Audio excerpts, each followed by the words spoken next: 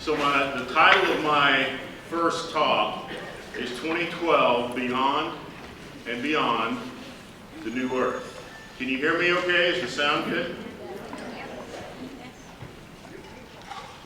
So a lot of changes have been taking place on the planet for over 2 decades. Some we see, some we don't quite recognize. Others are a little bit more subtle. And I'm going to talk about both of these today. I'm going to talk about how I believe that the energy around the Earth is shifting. And very often, it's the subtle things that we don't take into account so much. But there are some utterly astonishing changes that have been taking place, particularly since 1989.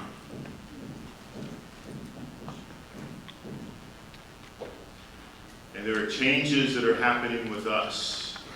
And so this is what I want to talk about today. So how is the Earth shifting? The primary mechanism is the massive pouring of plasma onto the planet. This is the spark of everything else that is happening. And when I speak of plasma, what am I talking about? I'm talking about the subatomic particulate that occurs how? Through solar storms, through solar winds. The amount of coronal mass ejections, the amount of plasma that's been pouring into our planet since particularly 1989 has been absolutely unprecedented. Unprecedented. And it brings about change. And so we all know that the weather's changing. We've seen it. But what's the reason it's changing? What is the core essence? It is, in my point of view, cosmic radiation. And it is no accident that it's happening now. And so the transition that is happening in the physical Earth is the environmental changes of quakes, weather, and energy. And then that is sparking a biological evolution. The gravity of the Earth is absolutely lessening, and there's scientific evidence to show that. And part of what I like to do, I spent most of my life as a scientist. I spent most of my life working as an engineer, as a professional engineer. And it provided me a very unique format because I was working with a lot of real right-brained academics that weren't into metaphysics at all. They were scientists, and if you couldn't prove something, they didn't want to know it. So I had my spiritual awakening on the banks of the Amazon River in 1979. And I had that absolute moment of clarity that people in the Baptist church where I was raised, and my father was a deacon and my grandfather was a preacher, when they had their moment of salvation and they talked about this light, I never had that. And so I tried 3 different times until I became an embarrassment of the family. I remember in Bible school asking the preachers about why the Bible didn't mention dinosaurs. But I had the great opportunity to study the Bible. And so when I read There Is a River, the biography of Edgar Cayce by Thomas Suter, given to me by a German man on the banks of the Amazon River, I read it cover to cover. And certainly I had nothing else to do at night on the Amazon because the mosquitoes were so thick that you could literally feel resistance at night. And you didn't see them in the daytime. They just weren't there. And it was an amazing place of solitude and of nature and of dolphins. And I read that book, and it is perfect for someone raised in the Bible Belt to convert into a wider understanding of the laws of karma and reincarnation. Because Cayce read the Bible once a year for every year of his life. And when his first reading, it took him away from the medical and got him into the metaphysical aspects. Someone asked him about astrology, I believe, and John's the expert on Cayce readings, and he said, well, the true energy of the astrology waves is that they create vibrations that best attune to the purpose of that person's lifetime for the sojourn that they are choosing in the reincarnational cycle. Cayce was so upset by that he stopped reading to make sure that he was on track, and he found some verses in the Bible that supported reincarnation around Jesus saying that John the Baptist had come before them. I believe it was John. And so, having been a Bible scholar of sorts for my upbringing, we went to church every time it was open.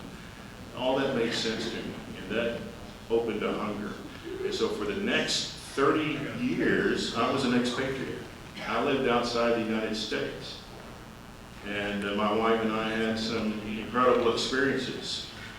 We got caught in a coup d'etat in Africa. We hid for 3 days while they burnt down the city around us, and the French Foreign Legion parachuted in and rescued Ann and Bobby and left me there. But I managed to do okay. We were in Venezuela during the coup d'etat where Hugo Chavez, who was the current president, attempted his coup d'etat. It failed, but we were there close enough to hear the gunfire. We got isolated in certain cities. The most miraculous experience that Ann and I had living outside the United States was in Gabon. And I've got a DVD that I found the other day, but I was young, and our son Bobby was 6 months old, and we were in Africa, and I was driving on the beach in a four-wheel drive Suzuki. And I saw a big black blob on the sand, and I thought, oh my gosh, what is that? And I got closer, it was an enormous 8,000-pound hippopotamus. And there was 2 of them. And I saw an engineer that worked for Amoco. His name was Cayce, and I said, Cayce, there's 2 hippos over there, don't let them get away. I said, I'm gonna go back and get my video camera. So I went back into town, came back, had my camera, and they were out in the ocean by this time. And I suppose ignorance is bliss, but I did not know at that time that hippos kill more people than any other animal in Africa. I literally walked out in the ocean 6 feet away from these hippos and started filming 6 feet away. And then one of them raised up and looked at me, and I froze. And I started doing the classical backward walk.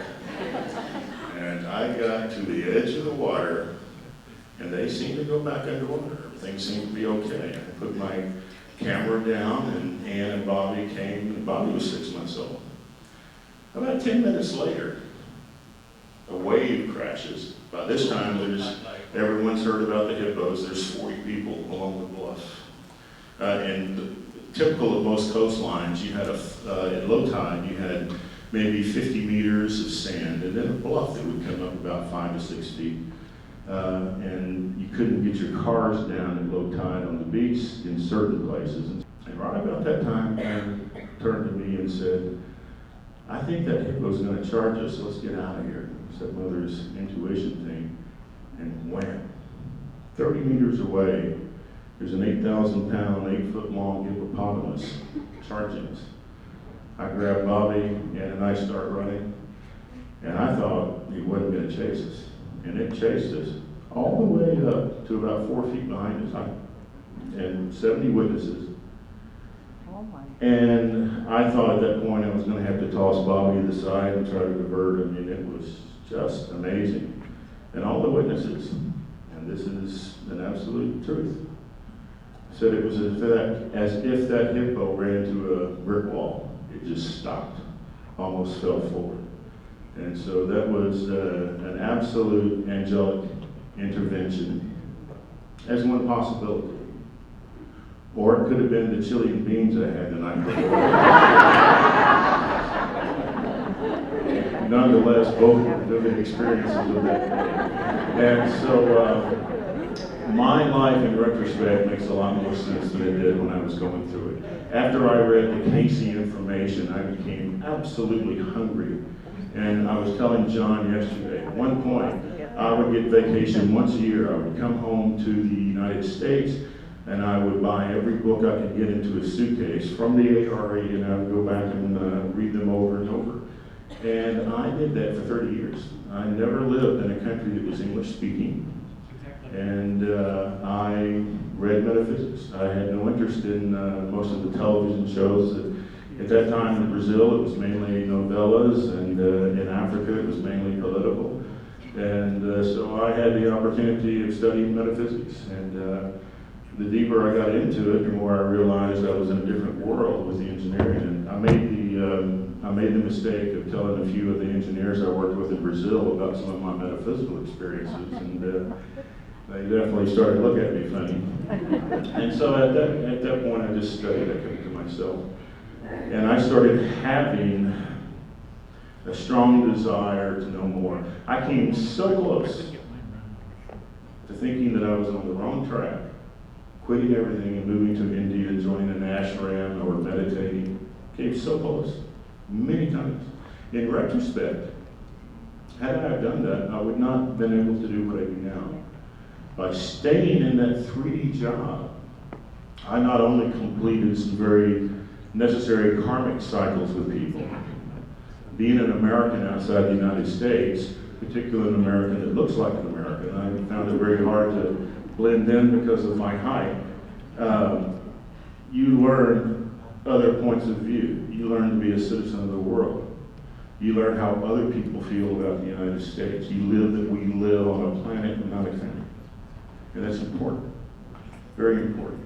And my wife, being Scottish, also had different points of view, and let me know that Scotland was absolutely the intellectual capital of the world, and not Arkansas. She convinced me that when people leave Scotland and go to England, that it raised the average IQ of both countries. But we did have a life that in retrospect makes a lot more sense than it did while I was going through it. I was born here in the largest crystal deposit in the world, and then spent the next 7 years in Brazil, which is the other one. And those of you that are feeling that tingling energy here in Arkansas, it takes a bit to get used to the energy of crystalline fields. When I first met Ann, I already had a collection of crystals. And she would put them in closets and wrap them up and get them out of the way because she said she couldn't sleep. And so I learned about gemstones, about energy through first Edgar Cayce and then reading everything else. And so my mission has been to attempt to bring the science to the metaphysical and the sacred to the science. On December 22nd, 2012, 99% of the world are going to wake up and say, what was the big deal? What the big deal is, from a scientific basis, is the Earth will have expanded into 12-dimensional fields, and that's what I'm going to talk about. And so I'll continue with this presentation.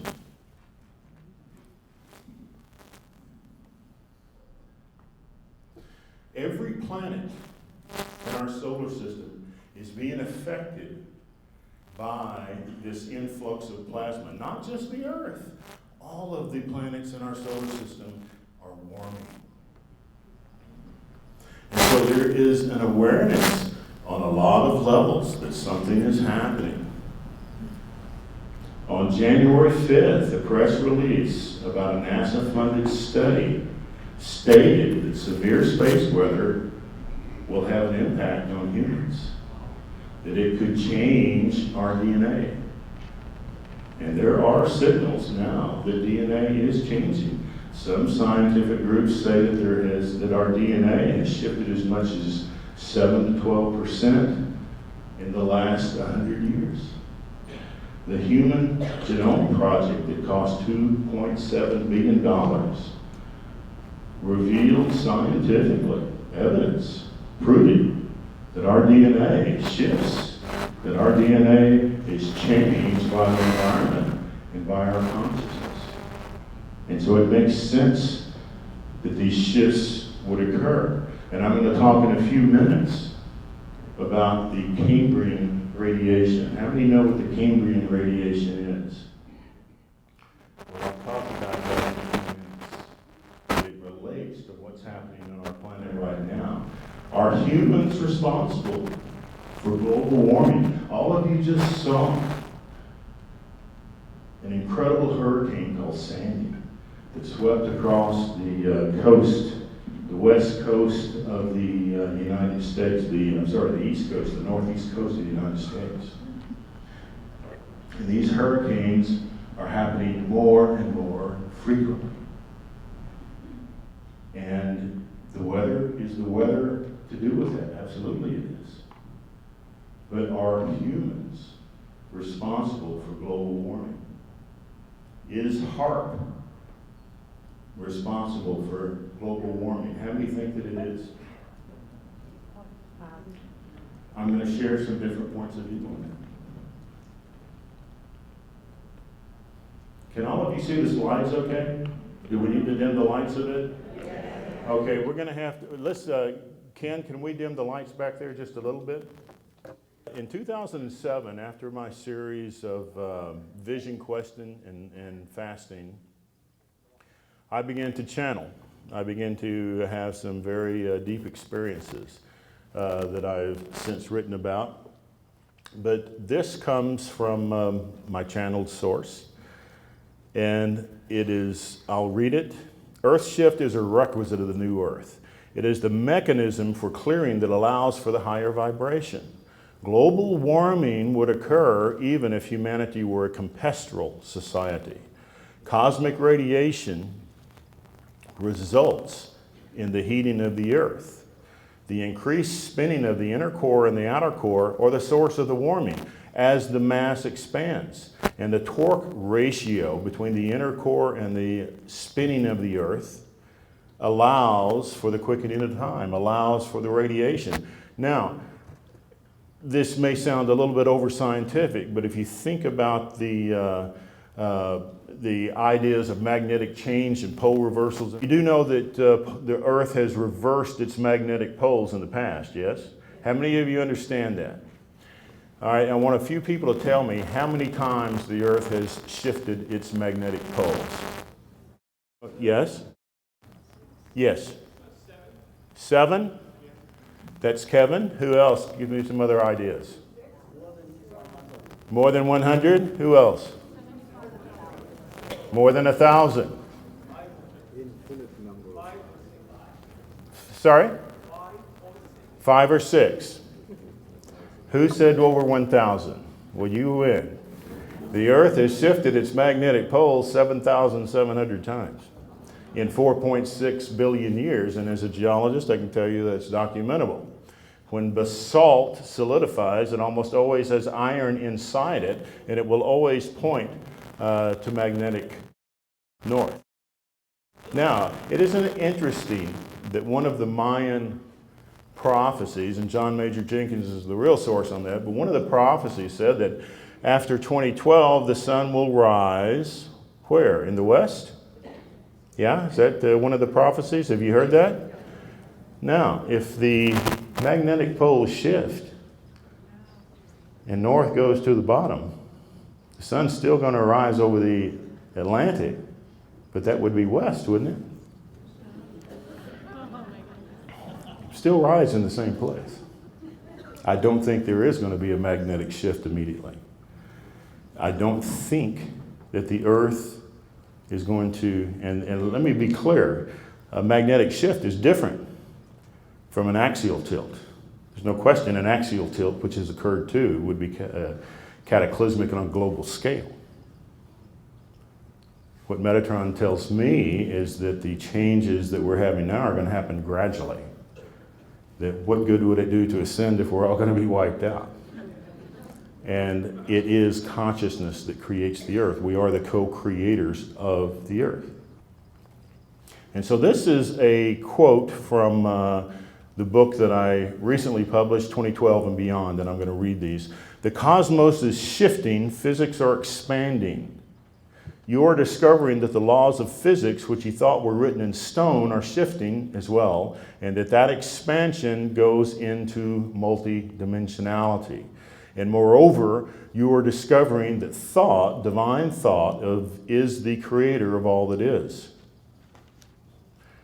That you term, and this is important, that you term the unified field is conscious. I am not one that believes in impending doom. I believe that we are co-creators of this reality. I believe that the small amount of humanity from the harmonic convergence of 1987 and forward changed a probable reality of the Earth. The Earth is being injected with a new energy from space. A new era of cosmic weather is the source of these changes. And it is far more than people have understood. And everyone knows this. The government knows this. The government knows that the incredible energy that comes in from these projections full of ions, charged particles, and I mean billions of tons, is just amazing. And there is a lot. I mean, you can see from this slide some of the energy that's coming out of these coronal mass ejections. Look at these slides. The one in 2009 reached the Earth in 8 minutes. And this is massive energy. The one in 2012 that we had in January sent massive waves of plasma that reached far lower altitudes, far lower levels than had ever been experienced before. Solar flares affect all of the solar atmosphere, but it also affects the Earth. 2 years after the harmonic convergence, in a 12-day period, there were 105 solar flares. This is over a 12-day period. 195 solar flares, and 11 were X-class. That's the largest. Each one is a logarithm of 10 greater than the other level. These are huge. There were 36 coronal mass ejection with billions and billions of metric tons of plasma hitting the Earth. The Earth's aura, which is the magnetosphere, was flattened to half its normal size. Half. And that's incredible.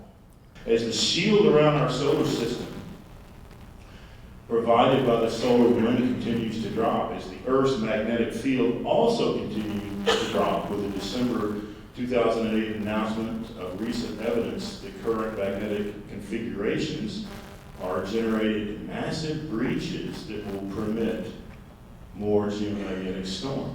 There is scientific evidence that the magnetic sphere, the magnetosphere around the planet, has got breaches in it. And so we can expect far more of these to come in. In 2001, the largest X-class solar storm was recorded. Another series of 140 solar flares took place in October of 2003. What was the evidence? Super hurricanes, Class 5 tornadoes. More earthquakes began to occur. The seas began warming with the El Nino phenomenon. Now, there's a British geophysicist that makes the following comments about HAARP. I have no leanings either way, but billions of tons of plasma have been bombarding the Earth in the past 20 plus years, far more than any other time in recorded history. And this is what she says. To think that the changes on the planet are caused by a relatively small atmospheric heater called HAARP is simply ludicrous. There's too much happening. And it is dead obvious to a scientist, to a geophysicist. There are tons of plasma coming into the Earth. And here's some evidence.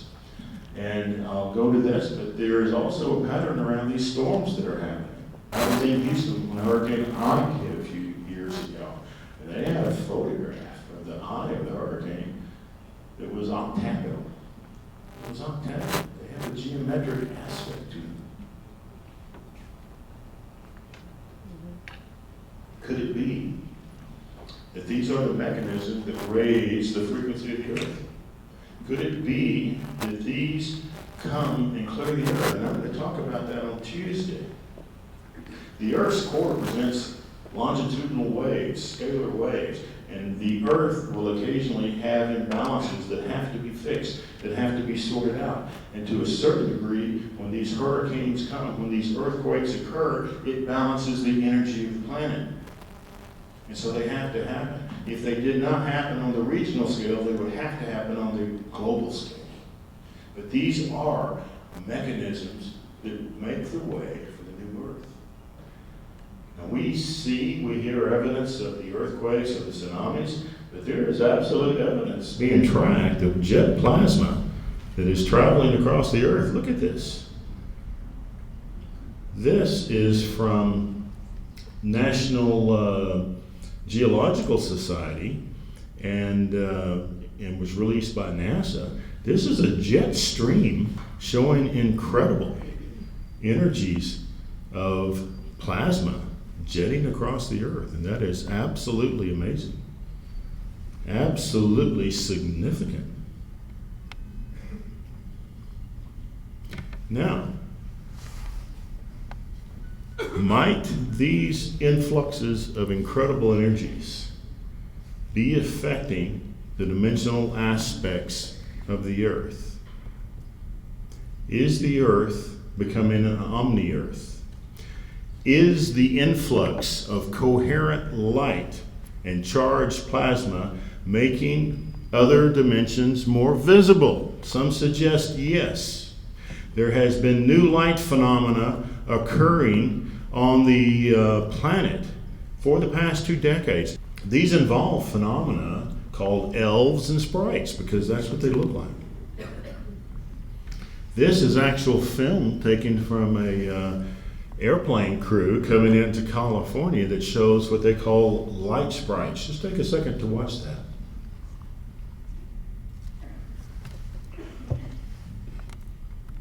Let me restart that. Do you see those? These are happening more and more and more. Auroras are now being seen in daylight in many parts of the world, and this began occurring really only about 12 years ago, 13 years ago.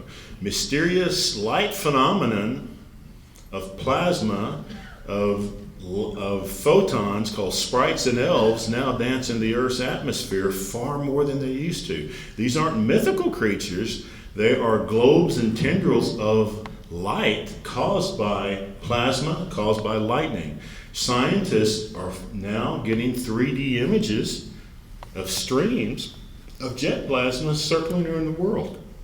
And they seem to almost have a design to them. The electric plasma light phenomenon that they call elves and sprites are white, and they have ultra fast bursts of electricity that now can be seen in the daytime. This photograph you see is an aura, is an aurora borealis taking place in the daytime, and that is a really new phenomenon. We have all sorts of light phenomena taking place. This is the Norway light that was said to be the results of a failed Russian ballistic missile. Other people suggest that it is something quite different.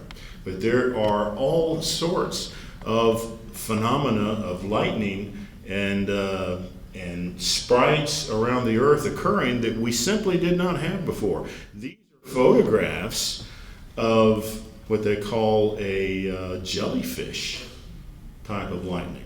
And they almost seem to be alive.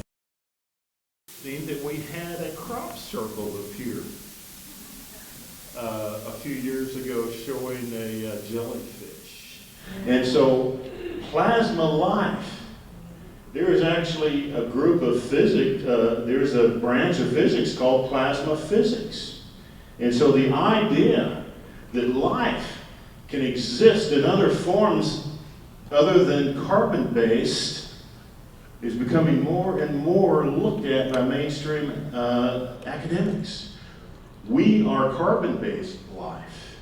Why? Because almost every atom and almost every molecule in our physiology contains carbon.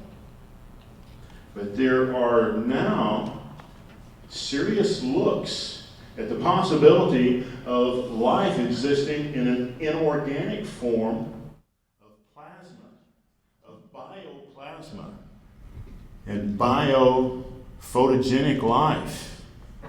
There are academics that have suggested this in the past, one of which was Carl Sagan, who wrote the book Cosmos.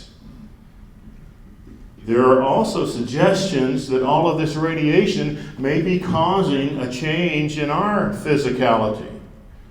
So many in the past wrote about the humans in the New Age, the future developing more luminescent bodies, lighter bodies. What could that change be? Could that change be possible? It's now being looked at. These are, again, some of the photographs that are occurring as light plasma. Now, one of the other things that seems to be showing higher frequency on the planet that never used to occur before is what? Orbs? Isn't that interesting? Are they a phenomenon of digital cameras? Possibly. But the fact is they're occurring more and more, and not all of them can be explained away as dust specks. Perhaps it is that because of the charged plasma, maybe the plasma is increasing what we call units of life force onto the earth. How many of you have been to sacred sites like Glastonbury, like Lake Titicaca, where things seem to be a bit brighter and easier to see? Do you remember when we had the old regular TVs and then we got the high definition TVs? I suggest to you that certain power nodes on the place are high definition Earth, and that there is a higher concentration of pixels of life force and energy within these places. And that's why the indigenous people of old would go to certain places to pray or to have visions, because they could reach the theta wave and their intentions would be more amplified in areas that were fertilized with concentrate of life force. I suggest that due to the mineralogy, not grid placement, but mineralogy, there was a different ratio of ions in that area, anions to cations, that affected the pineal gland, that allowed us to open it. And they could have what when they went to these places? Visions. I suggest to you that ionic ratio can affect how the pineal works, and that there have always been places on the earth that receive conduits, that are stargates, that receive these energies more abundantly than other places. I used to talk about sacred sites, and someone said to me, every place on the earth is sacred. And that's true. But not every place on the earth is a power node. Not every place on the earth contains such energies. And as a geologist, I looked at certain places to figure out why they were more powerful. And I went to Iona in Scotland, which is the place that St. Columba created the first church, very sacred place. And I looked at the rocks, and I discovered that Iona is one of 3 places on the earth where the oldest rock formation on the earth, the Lewiston Schist, surface. And on both the other places, the Druids created stone circles or places of worship.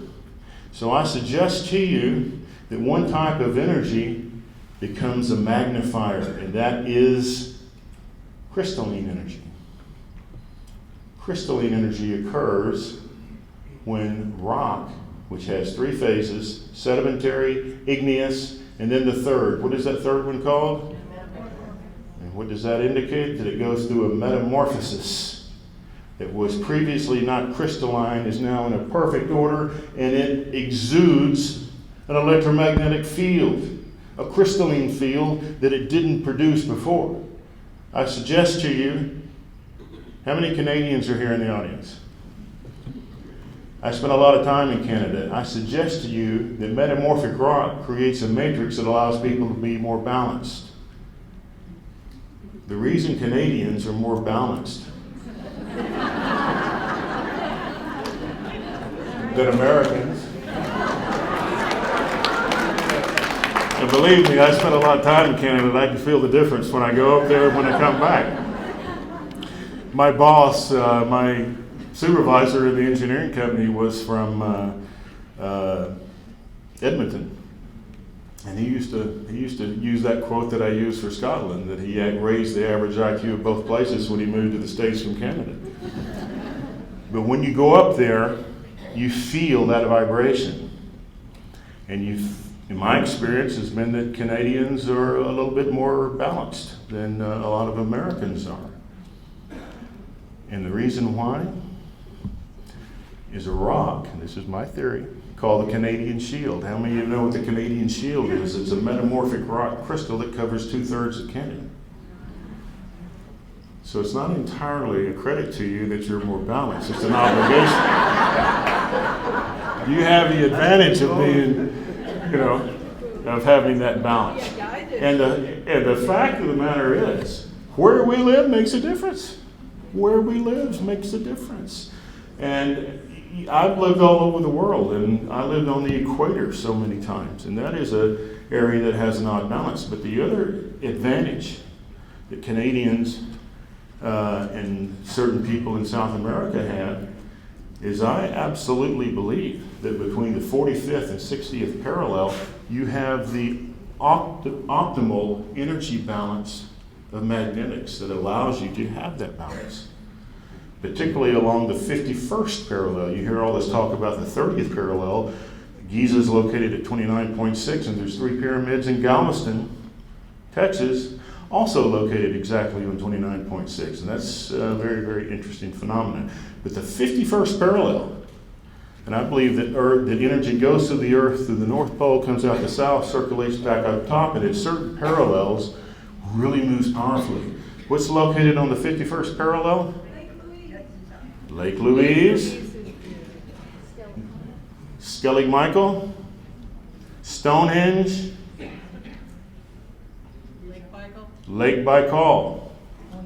You go to all of these powerful places. I suggest to you that all of these places on the 51st parallel, which goes right through Vancouver, right through Prague, and right through a really sacred place in the Ural Mountains. Where is Irina and Yuri? We have 2 people, Dr. Irina. Dr. Z is going to be speaking on the sacred sites of Russia on Tuesday. But these places, and she and Yuri hosted an event in the Ural Mountains not too long ago. What was the name of that place, Yuri? Auken. You heard it. 51st parallel on the Ural Mountains. And I'll also tell you this. I believe Edgar Cayce, and John can verify this, said that the hope for the world comes from Russia. He said not from communism, but from love of one man to his fellow man. And we have some fantastic people in Russia. And I've been to Russia 5 times, and it's a marvelous country. And I went there and noticed all these incredible geometries on these onion dome cathedrals like Sergei Posad and this Golden Ring of Moscow. And every place on the earth has a different way of affecting us geologically, I believe. And it's a place of great intellectual capacity. I mean, the people in North America that grew up watching television, the people in Russia grew up learning how to play a violin or how to become really gain achievement in academics, and so it is a different experiment of culture. And perhaps part of that culture is because there was no guilt religion for a number of years. I think Cayce was one that also said that mankind would learn as much about the nature of God from science than they would from religion. I believe that we all went through a series of lifetimes together. And I've spoken about this before. I believe that I certainly had a lifetime in Atlantis. And then I think most of our group and soul families went into Egypt, went into the lifetimes in Og in South America, the lifetimes in Greece, Rome, and then at the time of Christ, so many of us became priests, had those lifetimes. And what did we do after priesthood? We had to come and become Native Americans to get rid of the guilt. We had to get guilt-free. We had to get past original sin concepts and do a Sundance. Dr. Jay Alford proposes that bioplasmic life forms can be scientifically theorized and that bioplasmic life exists both in matter and dark matter. He suggests that orbs are a form of intelligent high-frequency energy existing in a parallel dimension and are visible in states of heightened frequency. And I think that's brilliant. And I think that the next thing that we're going to learn about is plasma metaphysics. Orbs. How many of you have seen orbs? Now, I'm going to talk about this on Tuesday as well, but most academics agree that only 7% of the cosmos is physical matter, and that the other 93% is dark matter, even antimatter. How many of you here are from New Zealand? How many of you from New Zealand have heard of Dr. Bruce Cathie? You've not heard of him. You need to read about him. He's a brilliant man that has talked about the harmonic cycle. And he suggests that antimatter is not the opposite of matter. He suggests that all matter exists on a spectrum just like a light wave, and on one end is an electron that circulates a certain way, and at the bottom is an anti-electron. But they are all aspects of the same plasma or matter. And this is interesting. Suppose our chakras are particle accelerators, and that the angelic realm exists in the realm of antimatter. Is that fascinating? It's interesting. Could be. The Quran talks about 3 forms of life. I lived in the Middle East for a number of years, and I liked it there. I enjoyed it. And by that time, I was no longer really a North American. I was a citizen of the world. But I lived in Dubai in the 80s, and I spent time in Oman. I spent time in Saudi Arabia. And I absolutely related to the area. I liked wearing the robes, and still couldn't blend in. But I enjoyed the food. And they have an interesting thing there called Ramadan every year. And during Ramadan, you fast during the daytime.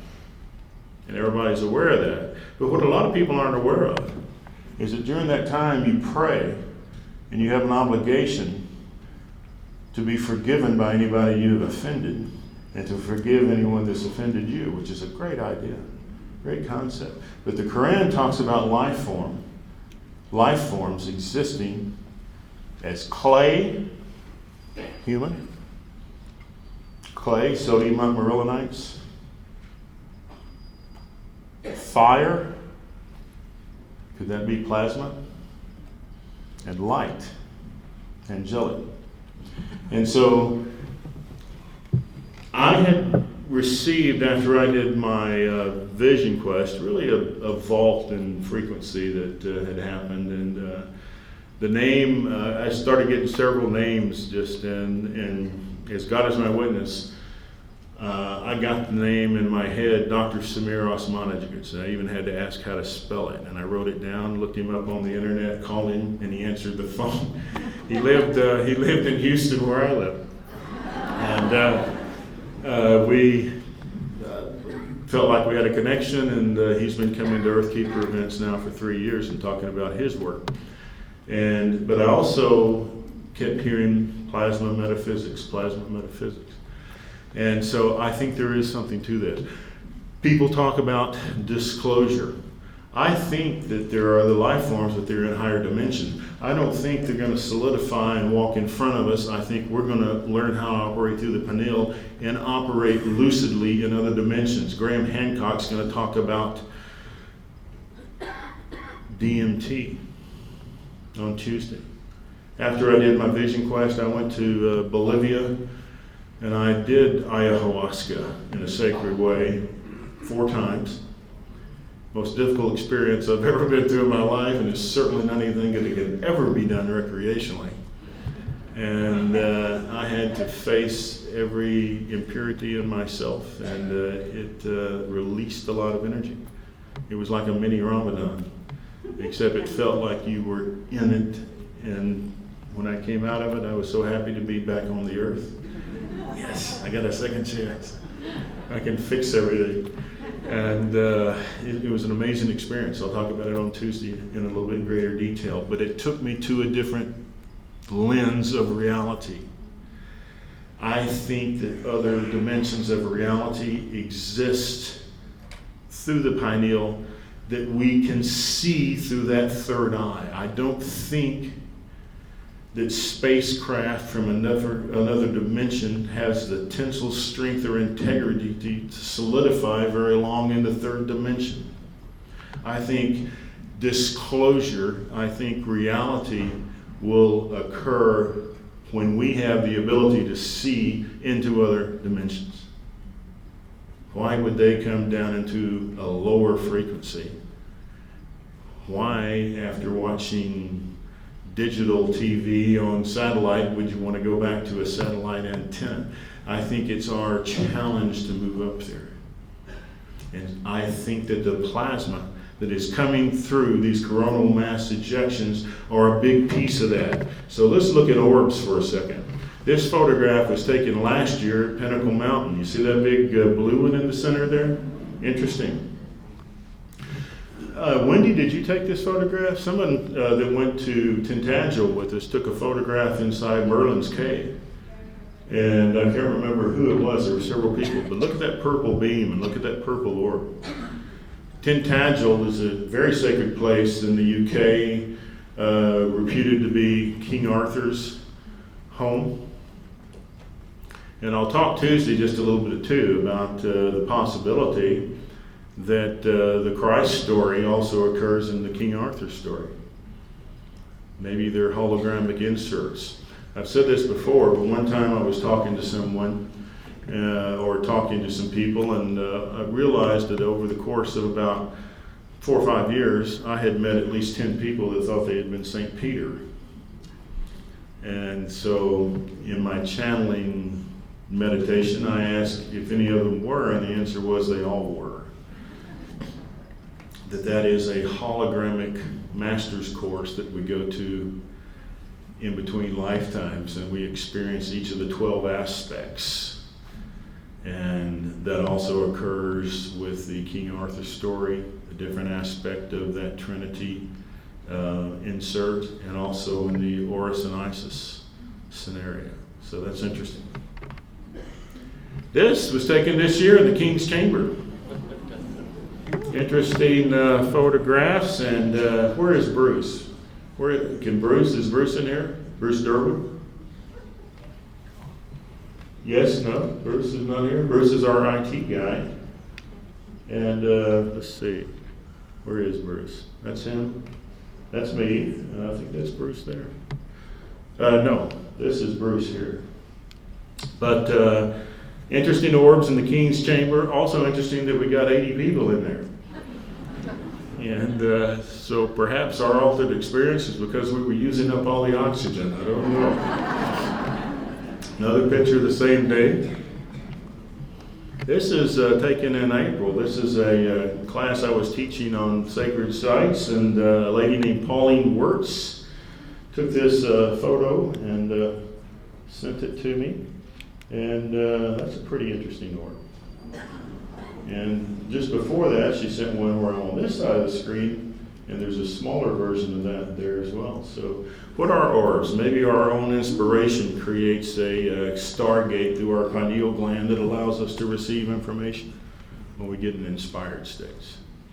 We all have that.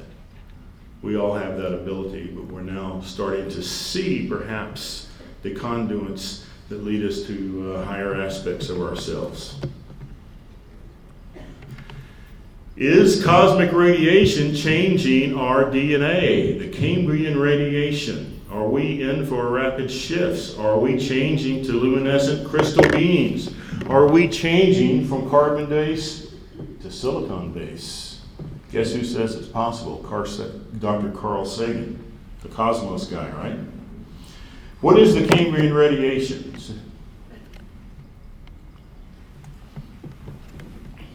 We're going to talk about that in the next slide. But according to academic theory, silicon is the only viable element that could also support human biology. Is it possible that in ancient days we were silicon-based? Is that why our bodies were more luminescent, had less density, less need for the heavy food that we have now? If we operated in a lighter vibration, which we in fact did, and we had a luminescence aspect to our physiology, could it be that we were silicon-based?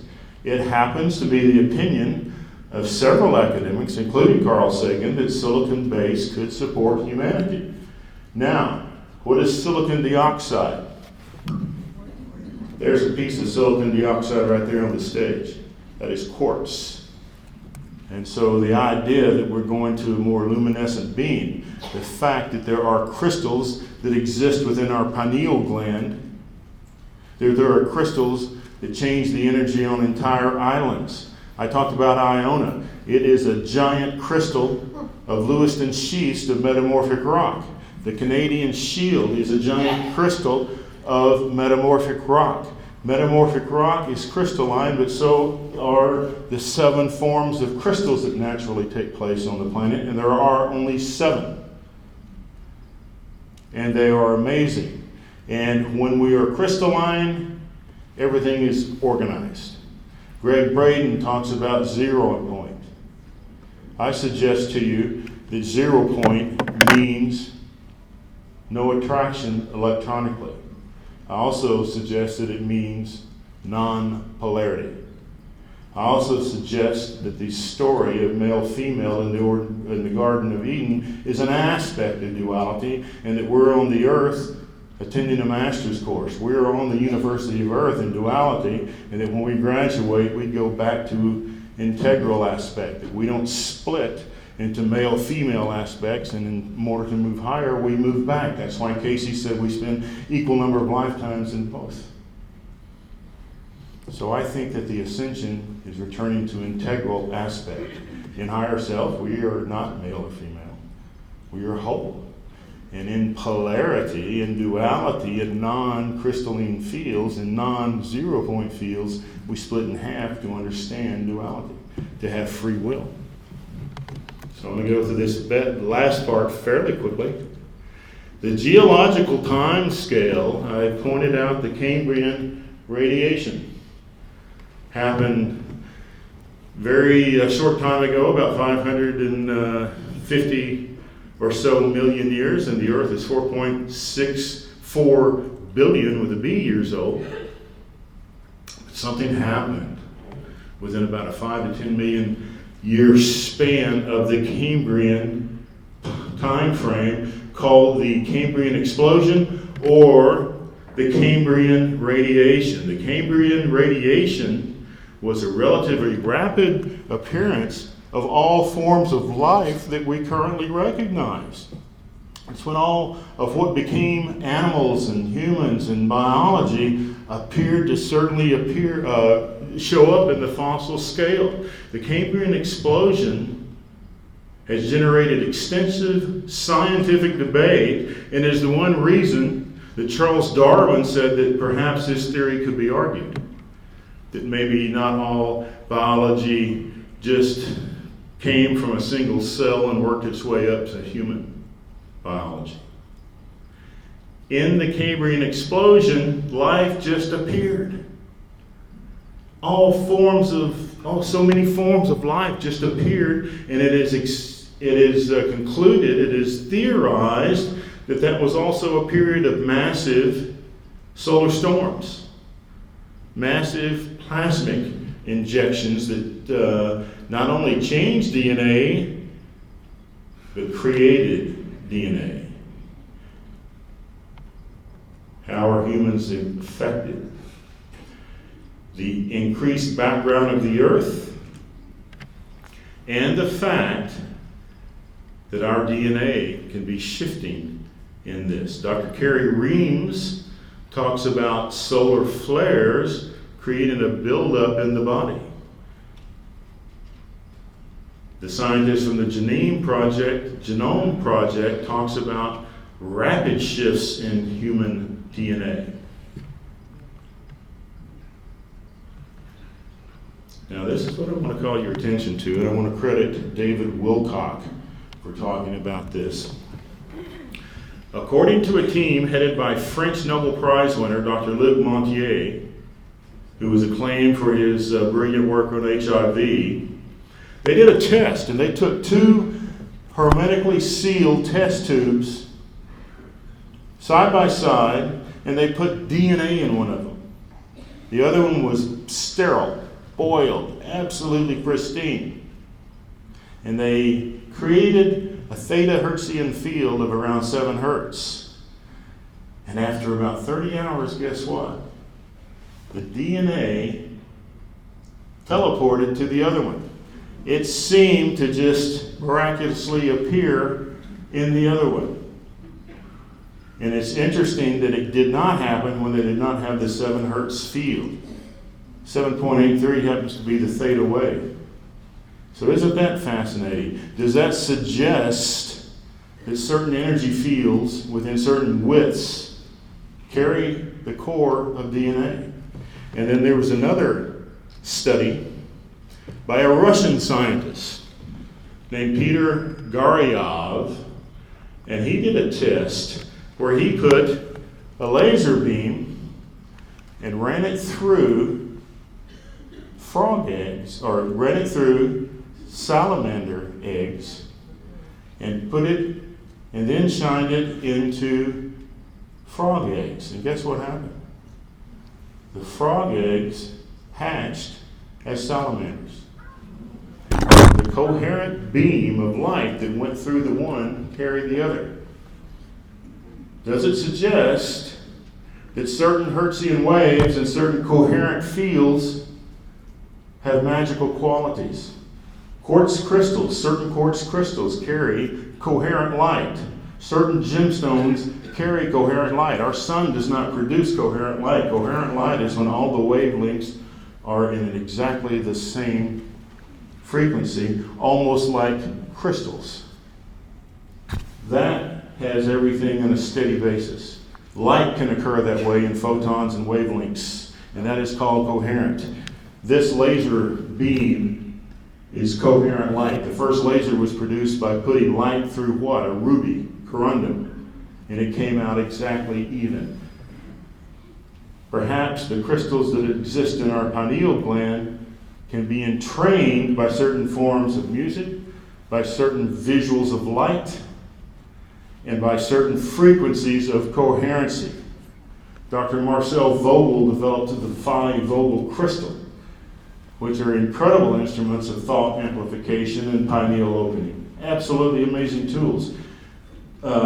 And so I believe that these are tools that are happening. I believe that there are changes taking place in the earth. Crystalline energy in non-polarity is happening on the earth from dimensions 5 to 12. And it finalizes, I believe, on the 12-12-12. I believe that the new grid is coming. And it's almost finished. And what is the grid? The grid is the computer program called Windows 2012. It took us from DOS, and it allows us a lot more programs and files to offer. And that's what it is. And it exists in crystals because everything exists in crystals that's organized. From the platonic solids to the silicon in this computer.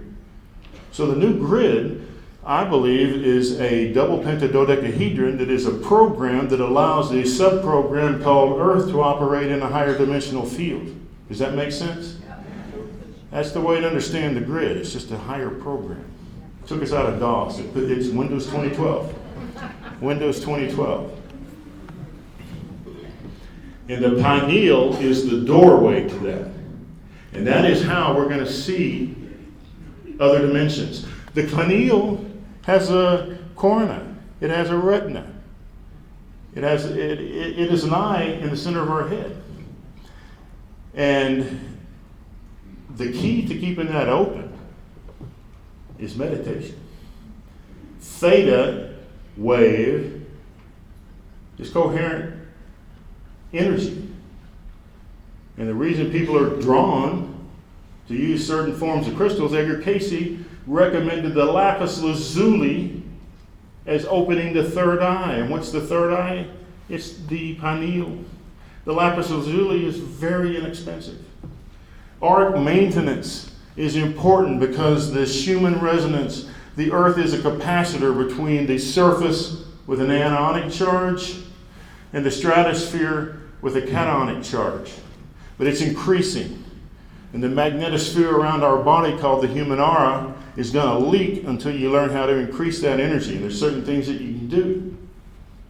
Lots of things you can do. One of the most important things to do is to keep yourself clean physically. Detox. How many of you take high blood pressure medicine? How many of you take diabetic medicine? How many of you take any kind of pharmaceutical? Most people do. The way you get rid of that is the infrared sauna. You can buy them at eBay for $700. I have one in my garage. Infrared saunas are brilliant. Drink a lot of water, take an infrared sauna. They only operate, and this may sound, if you're not a sauna user, it may sound high to you. They operate at 150 degrees. I've taken saunas my whole life, and I've taken sweat lodges. Those operate at about 190. But they are a different form of heat than just the old convection heat of the Finnish sauna. And they are absolutely a brilliant way to get rid of toxicities. They also help open the pineal. The best one, I believe, is one that covers your head, but meditation is also another one. Taking time to be in living charged waters is another one. Having special charged waters. Did you know that you can take a magnet? And sorry, Colin. You can put a magnet on the bottom of a bottle of water and magnetize it. Did you know that? They've been doing that in India for years.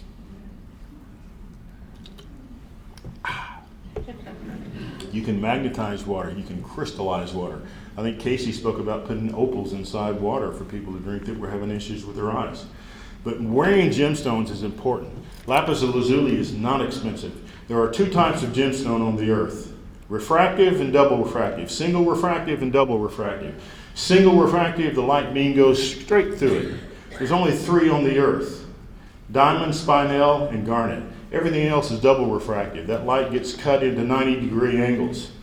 I believe one works in the physical realm, the other one in the etheric realm. Thank you. You can use these stones. The reason the ancients fortified their art field is because they used stones.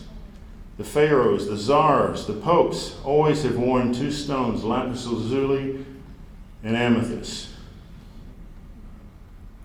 Three, and a ruby. And there's reasons behind that. They also create coherent light. They stabilize the art field, and they're important. And so I want to close, to try to stay on schedule, about the importance of what's happening on the earth. This is a time of co-creation. This is a time that we can work together and make everything work for the good. I do not adhere to conspiracy theories. I'm not saying that there's not conspiracies taking place. I'm saying that at the core of the core of the core, this is a reality that we're creating. And if you want to put energy into conspiracies, you'll probably find conspiracies. If you want to put energies into projecting what you want it to be, you can do that too. I'm not saying that you put on Pollyanna glasses and apologize when someone steps on your foot. That's not the answer either. Part of it is learning how to stand in your own truth. Metatron says that when humanity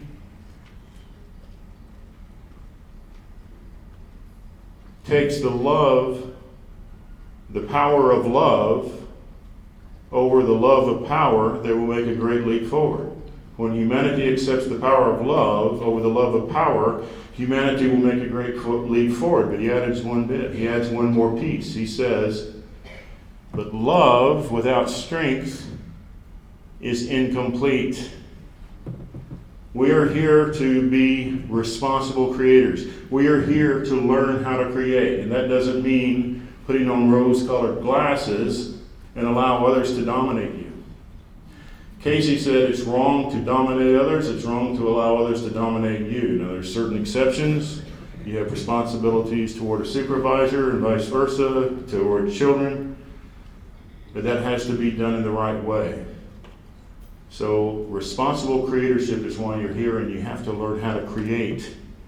You have to learn how to create. There are so many people nowadays that have had so many lifetimes in priesthoods, they have a hard time understanding why they're in a lifetime now, why they're in a paradigm now, and why they can't make a living. Well, if simultaneous lifetimes exist, if they all coexist, if we are all coexisting all of our lifetimes above the unified field, and they're all taking place simultaneously, and you've got 20 lifetimes as a priest or a monk where you took poverty vows, and you've got one lifetime trying to earn a living, you're getting outvoted 20-1. If they're all in the now time, you need to go back into the center of the soul and change that paradigm, where money is just an energy. It's a tool of creation, and stop saying that money is evil and it's the root of all evil. It's a tool. This is not a lifetime where you're Native American and you go in and people donating you blankets after you do a ceremony. We have a thing called money, and we have to learn how to deal with it. You have to learn how to create the things you need in your life. And that's an important aspect of creatorship. But at the core of everything, we are creating a purposed dream. And the plasma influx that is taking place on the planet now is taking us into theta field, into coherence, and we need to use that. And so later today, we're going to meditate together toward peace, harmony, love, highest good. And 700 people meditating together will change the world. Welcome to the 12-12-12. Thank you.